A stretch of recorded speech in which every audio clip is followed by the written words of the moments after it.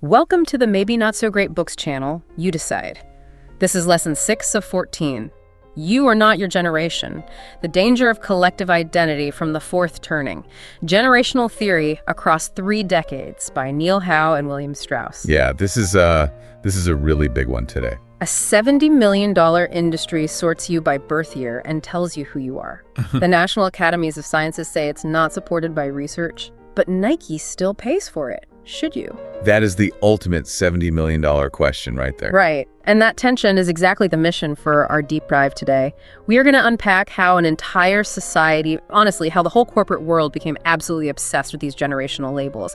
We'll look at why the actual scientific foundation behind this massive consulting industry is just crumbling under scrutiny. It really is crumbling. It is. And most importantly, we want to give you, the listener, the tools to navigate a world that constantly tries to put you in a chronological box.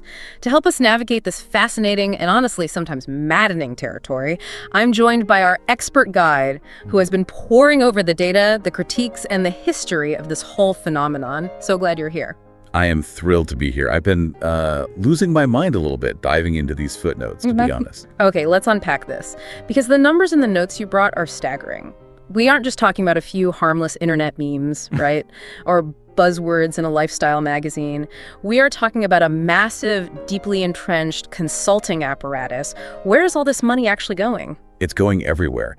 And that $70 million figure, that's actually a very conservative estimate from back in 2015. Wow, so it's way higher now. Oh, absolutely. It captures a sprawling ecosystem. We're talking about keynote speaking fees, corporate training workshops, specialized human resources software, marketing demographic reports. Basically the entire HR consulting pipeline. Exactly. Fortune 500 companies. Heavy hitters like Nike, Ford, Disney, Viacom, Fidelity, they have all heavily invested in this framework. You're right. But it extends far beyond just corporate marketing or, trying to sell sneakers to teenagers. Right. The United States Army and the United States Marine Corps have been documented clients. They've spent taxpayer money to apply this specific generational framework to troop management, retention strategies, and recruitment. Wait, the military? That actually surprises me. Yeah, it's a bit jarring. It's one thing for a marketing firm to try and figure out how to sell a new flavor of soda to a 20-year-old, but the military using this to manage troops implies a massive level of scientific validity. I mean, it sounds completely normal to optimize your workforce until you read what the actual scientific establishment has to say about it. What is the mainstream scientific consensus on this right now? The consensus is a resounding, unambiguous rejection. Yeah. The National Academies of Sciences, Engineering, and Medicine, NASM for short, is essentially the gold standard for scientific consensus in the United States. When policymakers need the definitive, unbiased scientific truth on a matter, they convene a NASM committee. Right, they're the heavyweights. The absolute heavyweights. So in 2020, they convened a specific committee to evaluate the practice of managing differences across generations in the workforce. They reviewed all the available literature, the data sets, the methodologies, and their 2020 report explicitly stated that categorizing workers with generational labels is, and I quote directly here, not supported by research. Not supported by research. That is about as blunt as an academic institution will ever get. Exactly. It is a complete repudiation. And it didn't stop there. In 2021, approximately 150 demographers and social scientists signed an open letter urging the Pew Research Center to stop using these labels. And Pew is basically the cultural timekeeper of America. Right. These sociologists argue that the labels have no scientific basis and actually distort public understanding. And to their credit, Pew actually listened.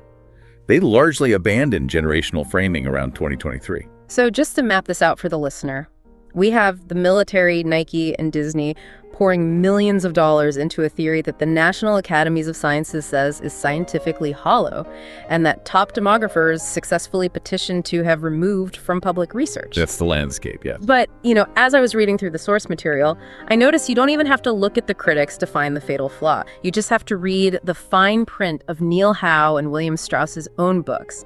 I found this part absolutely wild. Deep in the appendices of their 1991 book, Generations, the authors actually acknowledged the limits of their own creation.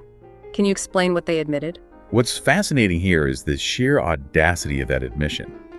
Deep in the text, they are discussing the concept of the generational peer personality. Which is the whole foundation of their thing, right? Exactly. It's the core engine of their theory. The idea that everyone born in a certain 20-year window shares a collective mindset, a shared set of values, and a unified historical destiny.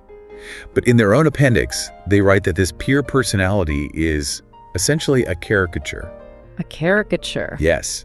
They go on to openly admit that any given individual might resemble this caricature somewhat or almost not at all. They literally call it a caricature in their own book. They do. Yeah. They are openly telling their most careful readers that this foundational concept, the very thing they are turning around and selling to the public and to these massive corporations, is an exaggeration. It's a stereotype. But they built an empire on it. A $70 million industry was built on that exact self-admitted caricature. It's a remarkable sleight of hand, really. Mm-hmm. They offer the academic disclaimer in the back of the book to protect themselves from sociological critique, but the front of the book and their lucrative consulting pitches speak in absolute deterministic certainties about who you are, based purely on your birth year. It really feels like someone reading a daily horoscope before making a multi-million-dollar corporate hiring decision. That is the perfect analogy. I'm just picturing a Fortune 500 HR director sitting in a boardroom saying, well, we can't promote Gary to regional manager. He's a Gemini, and we really need a Capricorn for this strategic role. We would laugh them out of the room. We'd think they were insane. Right. But if they say, we can't put Gary in this role, he's a millennial, and they don't value institutional loyalty, we need a Gen X pragmatist to streamline the department, everyone nods thoughtfully, takes notes, and pays the consultant their $50,000 fee. It's wild. Yeah. And that is precisely the analogy that the critics use, because it is the exact same mechanism of belief. Kurt Rudolph, who is an organizational psychologist who has extensively studied the impact of generational labels in the workplace, put it brilliantly. What did he say? He stated that categorizing workers by generation is no more scientific than categorizing them by astrological sign. When you look closely at the framework Strauss and Howe created, the structural parallels between their generational theory and astrology are undeniable. Walk me through those parallels. How is a generational consulting deck acting like a horoscope? Think about how both systems operate. Both assign you a fixed personality type based entirely on the timing of your birth, which is a variable over which you had absolutely zero control. True. Both systems use vague, universally applicable descriptors. Psychologists call this the Barnum effect. A horoscope says, you face challenges but have hidden inner strength. Generational profile says, your generation is skeptical but capable of great innovation. Which applies to literally anyone. Exactly. It sounds profound, but it applies to almost anyone. And crucially, both systems accommodate counterexamples by waving them off as minor individual variations, and both systems completely resist empirical disproof. What do you mean by resisting empirical disproof? It means it's an unfalsifiable loop. If a millennial acts like the hero archetype, they're assigned, say, the organize a community voting drive, the theory is proven. Look at the civic generation in action. Oh. But if a millennial doesn't act like a hero, say, they are highly individualistic, apathetic to politics, and just want to be left alone. Well, Strauss and Howe already gave themselves an out. The peer personality is just a caricature anyway, and that individual just happens to resemble it almost not at all. So heads they win, tails you lose. Precisely. The theory can never be wrong because it claims everything and nothing simultaneously. I want you, the listener, to pause and think about this for a second.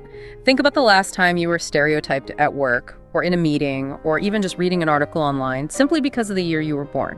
Maybe you were told you were entitled or tech-obsessed or resistant to change or cynical. How did that feel? It's usually pretty alienating. Did it accurately reflect who you are, your specific struggles, your family background, your actual work ethic?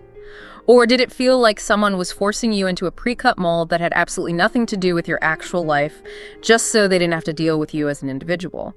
I know I've sat in performance reviews where my age was weaponized as a stand-in for my actual performance, and it is incredibly frustrating. That feeling of being forced into a mold, of being reduced to a chronological data point, is exactly what we need to deconstruct today. But to be intellectually honest as we dissect this, we have to acknowledge that Strauss and Howe didn't just invent this entire massive theory out of thin air on day one. Right. There was a kernel of truth at the absolute center of their work. They had a legitimate methodological insight that gave the rest of their wilder claims a heavy veneer of scientific credibility. Right. Let's look at the good idea. Because not everything in these books is pure fiction, and understanding what they got right is crucial to understanding how the rest of it went so wrong. In the notes, there's this concept called the generational diagonal. It sounds intensely academic, but there is a story attached to it about SAT scores that really made it click for me. I'd love for you to explain how a standardized test drop actually proves their initial point.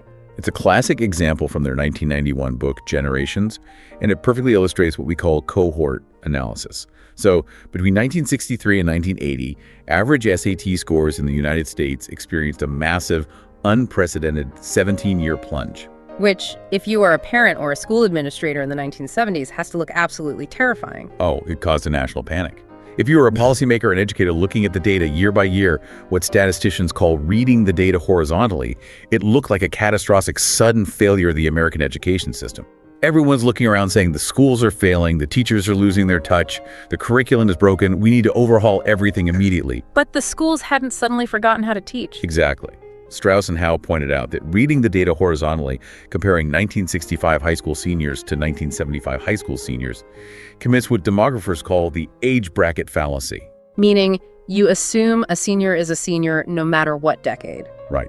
You're assuming all high school seniors, regardless of the year, are fundamentally the same kind of people, shaped by the same forces, and therefore any difference must be the fault of the institution, the school. So how does looking at the data diagonally solve the mystery? Looking diagonally means you stop looking at the calendar year the test was taken, and you start tracing a specific birth cohort as they move through time. You follow the group of kids born in, say, 1955 as they age from 5 to 10 to 17. Tracking the people, not the grade level. Yes. When you trace the birth years of the students taking the test, the mystery of the failing schools completely dissolves. It wasn't that the institutions broke in 1963.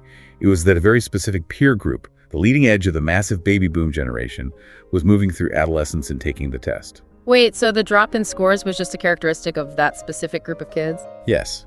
And Strauss and Howe proved it by looking at other data. The exact same cohort of kids that showed a decline in SAT scores when they were 17 also showed wildly different patterns in juvenile crime data when they were younger, and different substance abuse data as they aged into young adulthood. So the data followed the kids. Yeah, exactly. It wasn't a school problem, it was a cohort effect. Yeah. That specific group of millions of kids moving through society together was straining resources, experiencing different parenting styles, and reacting to the culture of the 1960s and 70s differently than the smaller, quieter generation that preceded them. That makes total sense. So the generational diagonal is just tracking a group of people born around the same time and watching how their shared experiences manifest in the data as they age. Precisely. And this is totally legitimate, mainstream life course sociology. Demographers, epidemiologists, and sociologists use cohort analysis every single day. Shared historical experiences absolutely shape the attitudes and behaviors of a group of people moving through time together. The generation that lived through the rationing and trauma of the Great Depression fundamentally had a different relationship to risk, debt, and savings than the generation that grew up in the post-war economic boom of the 1950s. That is sound science. And this is a massive, but they didn't stop at tracking SAT scores and crime data, did they? No, they did not. The problem, and the reason the scientific community eventually turned their backs on this theory, is the massive unscientific leap they take immediately after establishing that cohort analysis works. They took a valid statistical tool and used it to justify a wild, sweeping, deterministic claim. Which is? That every single generation in American history inevitably falls into one of four rigid, repeating archetypes. It's like saying, hey, we use this telescope to prove that the moon orbits the Earth, therefore we can also confidently state that the moon is made of green keys and it dictates your romantic life. It is a massive leap from observing a data trend to prescribing a historical destiny. Break down these four archetypes for me, because this is the engine of their entire consulting empire, right? It is the absolute core of what they sell. They claim that for the last several hundred years of Anglo-American history, generations always rotate in this exact unbreakable sequence. Okay, what's the sequence? First, you have the prophet archetype, which they also call the idealist. Next comes the nomad or the reactive archetype. Following them is the hero, the civic type. And finally, the artist, the adaptive type. According to the theory, this cycle repeats every 80 to 100 years, driven by historical crises and awakenings. So mapping that onto the labels we hear every day. The baby boomers are the prophets, Generation X are the nomads, millennials are the heroes, and Generation Z are the artists. That is the exact mapping they use for the modern era. And here is where the determinism becomes genuinely dangerous from a sociological standpoint. The theory insists that your birth year is the supreme, overriding, defining fact of your existence. It dictates your core values, your leadership style, how you approach teamwork, and what your historical purpose is. And in doing so, it implies that your birth year supersedes your economic class. It supersedes your race. It supersedes your gender, your religion, and your geographic location. That is a staggering claim. You're saying the theory assumes a millionaire and a person living below the poverty line have the same core worldview just because they're the same age. Yes. Let's illustrate just how absurd that determinism is in practice, using a specific historical example from the bounds of their own framework. Let's take the year 1945. Depending on exactly where you draw the line, this is either the trailing edge of the silent generation or the bleeding edge of the baby boom. But let's imagine two Americans born in that exact year. Okay, I'm picturing it.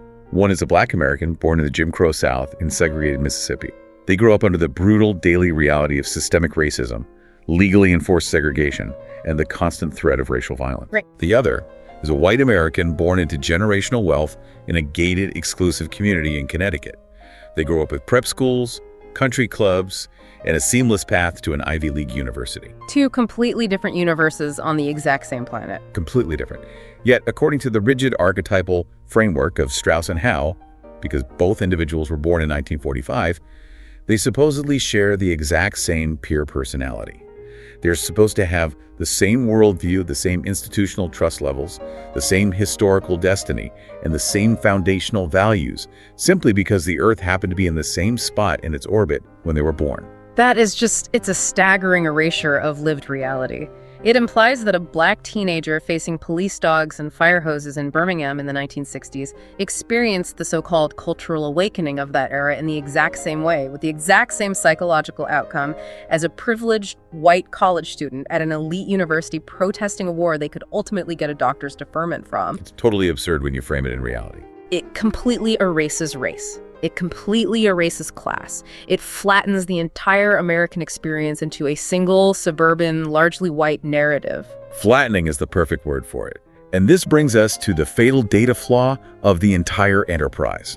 As researchers, if you were going to make a claim that if you were going to claim that 83 million millennials share a single hero personality, or that all boomers are prophets, you need incredible, robust, wildly diverse data to back that up. Right, you'd need a massive operation. You need surveys spanning every income bracket, every racial demographic, every state, urban and rural. Here's where it gets really interesting, because when you actually dig into the methodology of how they define these modern archetypes, the illusion completely shatters. Let's look at the origin story of the millennial label itself, because this is the specific example that completely broke my brain when I read the source material. Strauss and Howe actually coined the term millennial way back in 1987. Right, which is incredible in itself. They named the generation before most of its members had even learned to read, let alone develop a collective historical consciousness. Exactly. But as millennials became teenagers in the late 1990s, the authors needed to flesh out the data. They needed to define the specific traits of this new hero generation to sell their next book. So they published a book in 2000 called Millennials Rising. In it, they confidently declared that millennials were destined to be team-oriented, rule-following, institutionally trusting, and relentlessly optimistic. They literally called them the Power Rangers of history, marching in disciplined formation to save the world. A very bold, highly specific psychological profile. So the question is, where did they get the empirical data to make this sweeping profile of 83 million diverse Americans? To define the traits of the entire millennial generation, they surveyed a group of about 600 high school seniors. Wait, I just want to make sure I'm hearing you correctly. They surveyed 600 people to define 83 million. Just 600. But I promise you, the microscopic sample size isn't even the worst part. It's where they went to find those 600 students. They didn't do a randomized national poll. They surveyed students from Fairfax County, Virginia. Ah. For listeners who might not be familiar with the socioeconomic demographics of the Washington, D.C. metro area, Fairfax County is not exactly a microcosm of the average American experience. Not at all. It is consistently ranked as one of the absolute wealthiest, most highly educated counties in the entire United States. Its median household income is astronomical compared to the national average. It is heavily populated by government contractors, high-level bureaucrats, and affluent professionals. Precisely. It's like surveying 600 kids sitting in the VIP section of a Taylor Swift concert and concluding that all teenagers globally have incredible disposable income and love pop music. They took a sample of 600 rich, predominantly white, hyper-privileged suburban teenagers in the middle of the booming 1990s dot-com economy. The peak of American optimism. These were kids whose biggest worry was getting into a top-tier college, not where their next meal was coming from. And Strauss and Howe used their answers to define the personality of a generation that includes kids growing up in deep poverty in rural Appalachia, kids navigating underfunded schools in inner-city Detroit, first-generation immigrants in Los Angeles, and everyone in between. In statistics and sociology, this is a textbook example of the ecological fallacy. Break that down for us. What exactly is the ecological fallacy? The ecological fallacy occurs when you observe a trend in a specific group and assume it applies to the individuals within that group, or worse, when you take a highly specific anomalous subgroup and extrapolate their behavior to represent a massive diverse population. What Strauss and Howe presented to the world as objective generational data was, in reality, class data. It was just wealth data. Yes. They weren't observing the innate biological or chronological traits of a generation. They were observing the traits of affluent, sheltered, heavily scheduled suburban teenagers living in a prosperous decade. Of course, those Fairfax kids were institutionally trusting and optimistic. The institutions were built for them. The system was working perfectly for their parents. It is marketing research masquerading as demography. And it didn't take long for people working in the real world to notice the disconnect. I read that in 2009, the Chronicle of Higher Education published a massive expose on this exact fatal flaw. They did. The Chronicle interviewed university admissions professionals and college counselors all over the country.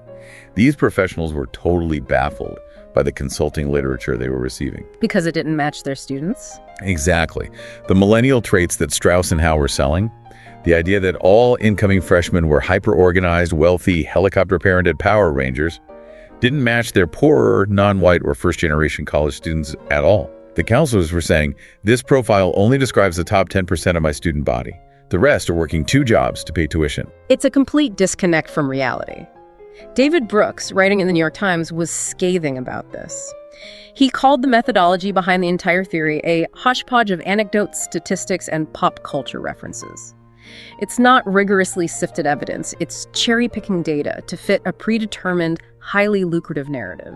If we connect this to the bigger picture, to the world you are living and working in today, around 2026, the consequences of this deeply flawed 1990s framework are everywhere. That single survey of 600 kids from Fairfax County somehow mutated into the bedrock of modern corporate management. Generational labeling have become the absolute default lens for human resources, for digital marketing, and for how the media crafts narratives about the economy. We have normalized a system of categorization that is built on a statistical mirage. And think about the psychological weight of this identity prescription on the people who have to live under it. We had an entire generation, the millennials, who were told throughout their childhoods and early adulthoods that they were destined to be the hero builders of a new society. They were told they were the new GI generation. They were going to save the world, trust the institutions, and reap the rewards of their hard work. And what actually happened to them? The reality they inherited was a profound, almost traumatizing cognitive dissonance. They graduated straight into the 2008 global financial crisis, the worst economic collapse since the Great Depression. They were buried under crushing, unprecedented levels of student loan debt just to get the entry-level jobs they were promised. They were locked out of the middle class and wealth accumulation by a devastating housing affordability crisis.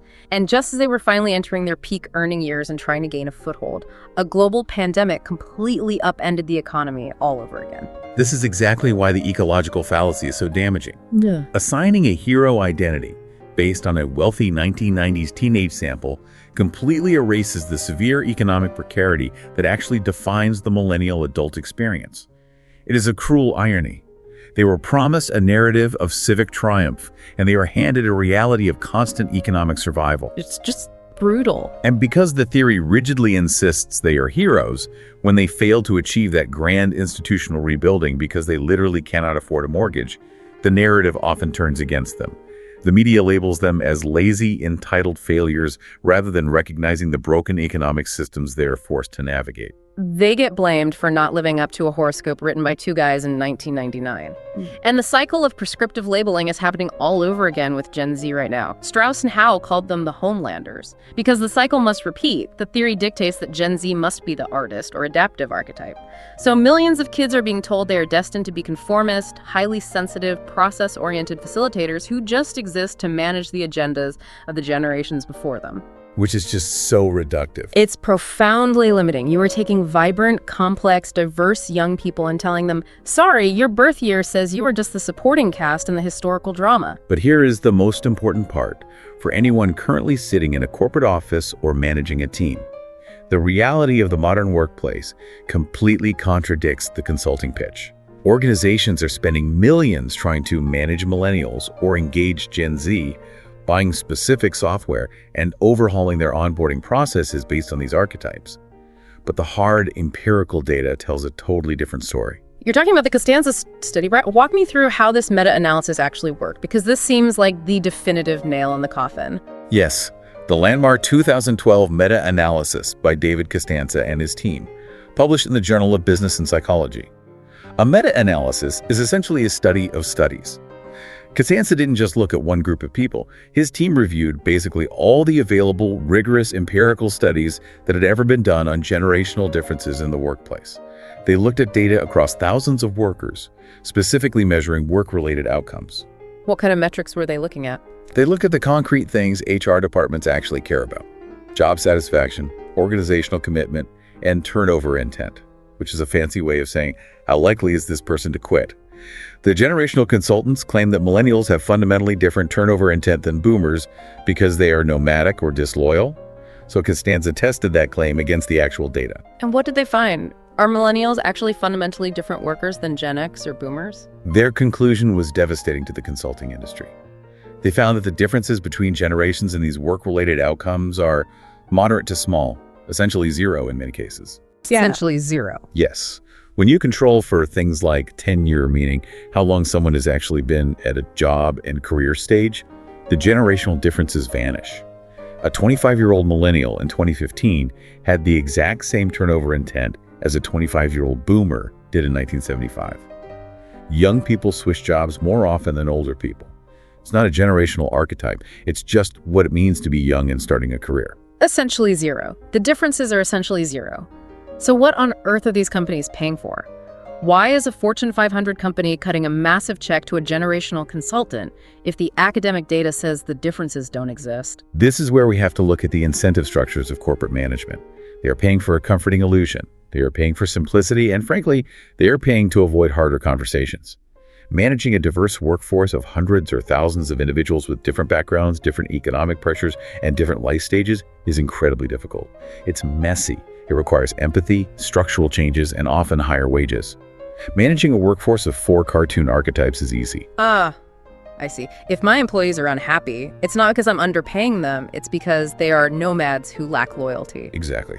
The business model of Life Course Associates and their competitors is brilliant in its cynicism.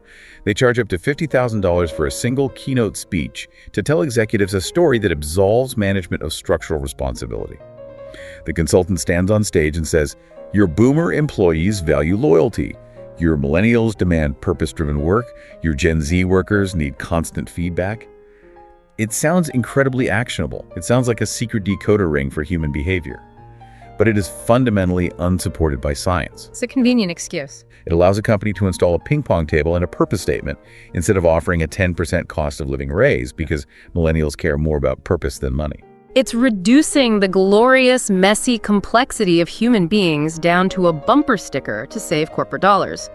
Siva Vaidyanathan, a media scholar at the University of Virginia, was incredibly blunt about this in the source material. He called generational thinking just a benign form of bigotry. That's a strong word, but when you think about it, you are prejudging people's capabilities, their desires, and their work ethic based entirely on an arbitrary demographic trait that they had no control over. It is prejudice, just packaged in a trendy corporate PowerPoint. That is a harsh critique, but structurally, it is accurate. It operates on the same mechanical level as other prejudices, taking a massive group, stripping them of individuality, and applying a blanket stereotype. However, this raises an important question, and we need to pause here to ensure intellectual honesty. The limitation of debunking this theory is that we must be very careful not to throw the baby out with the bathwater. Cohort effects are real. We cannot swing the pendulum so far the other way that we deny the impact of history on human development. Right, I want to be clear about this. If you lived through the trauma of 9/11 as a teenager, or if your formative professional years were defined by the 2008 financial crash, or if you spent your critical high school socialization years isolated during the COVID-19 pandemic lockdowns, those experiences do shape a group's worldview.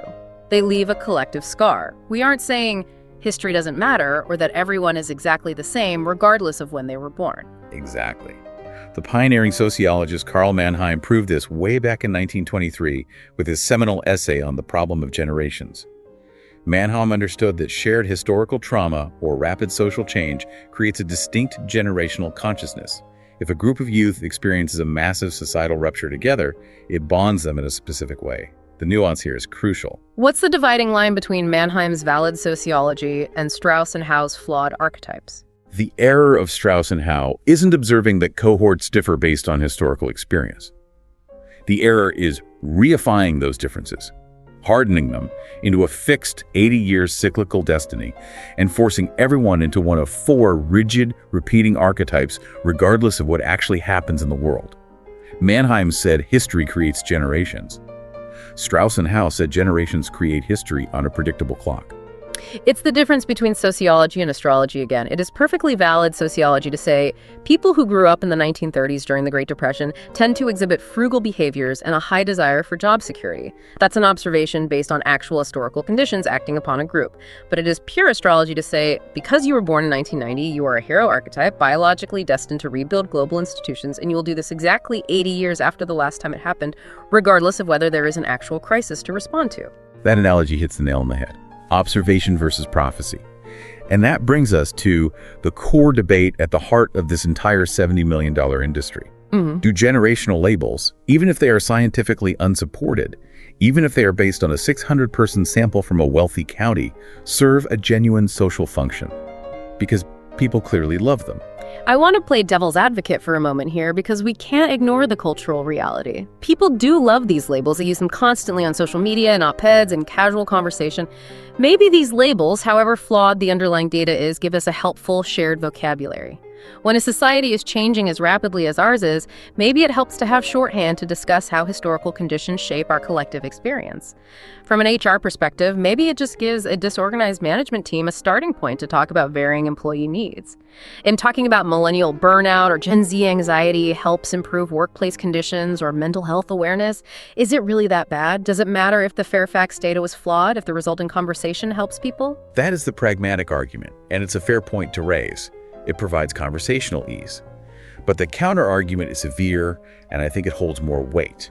Does that social utility, that conversational ease, justify stereotyping tens of millions of people? Does it justify ignoring the very real, very painful dividing lines of economic class, systemic racial inequalities, and geographic disparities? You're saying the shorthand actually hides the real problems. Exactly. If a framework is fundamentally untrue, if it is based on the ecological fallacy of generalizing from the rich to the poor, then its utility is just a comforting illusion. It's a heuristic that makes complex, systemic problems feel simple and manageable for corporate executives. It lets leaders ignore the fact that their employees aren't struggling because they are nomadic Gen Xers or sensitive Gen Zers, but because they aren't being paid a living wage, or they don't have health care, or they're buckling under childcare costs. When you use a generational label, you are treating a symptom of class struggle as a quirky personality trait. Wow. Treating a symptom of class struggle as a quirky personality trait, that is a powerful way to frame it.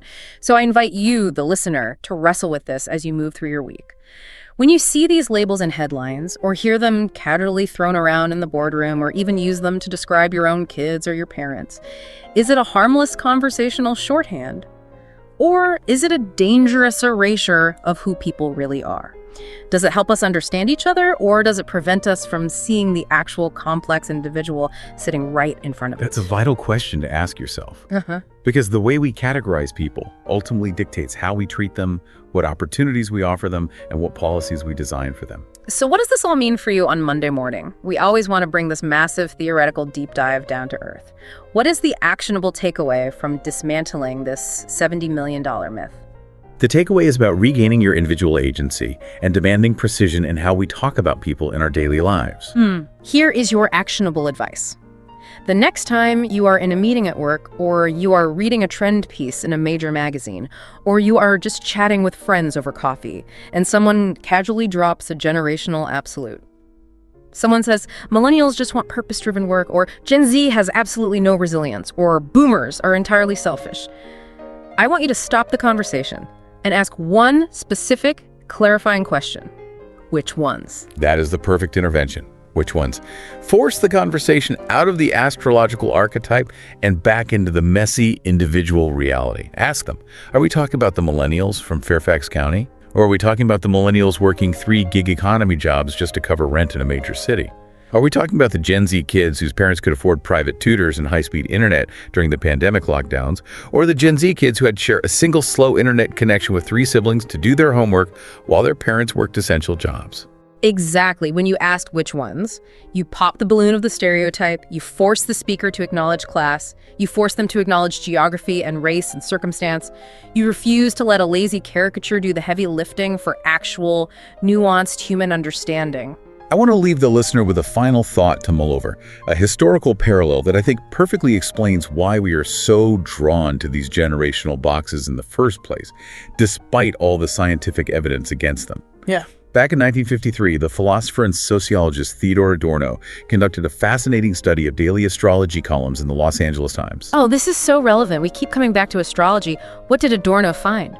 Adorno wanted to understand why modern, rational people living in an advanced industrial society were so obsessed with reading their horoscopes. What he concluded was that these columns acted as pseudo-rational authority systems. In a post-war world that felt incredibly chaotic, unpredictable, and overwhelming, astrology provided a false sense of certainty. It reduced the anxiety of the unknown by offering a neat, categorized, predictable universe. You're a Libra, so today will be challenging but rewarding. It makes the chaos of life feel manageable and ordained. Precisely. And perhaps our modern obsession with Strauss and Howe's generational theory, our desperate cultural need to label everyone as a boomer, a millennial, or Gen Z, isn't really about understanding each other at all. Perhaps it's just our modern, corporate-approved way of trying to predict an unpredictable future. We use these labels to manage our own profound anxiety about a rapidly changing world. We desperately want to believe that history operates on a clockwork 80-year cycle and that everyone born in a certain decade acts exactly the same, because the alternative, that history is contingent, messy, frightening, and driven by complex structural forces and unpredictable individual choices, is simply too overwhelming to process. I completely agree. The desire for a map doesn't mean the map is accurate. It just proves we are deeply afraid of getting lost. But the truth is so much more empowering than the theory. You are the author of your own story. You are shaped by the history you lived through, yes, but you are not a predetermined character locked into an 80-year cycle. You are not your generation. That was lesson 6 of 14 on the 4th turning. Generational theory across 3 decades. Subscribe for the full series. If you haven't seen our debate overview of the whole book, check that out, link in the description. Thanks for being here. See you next time.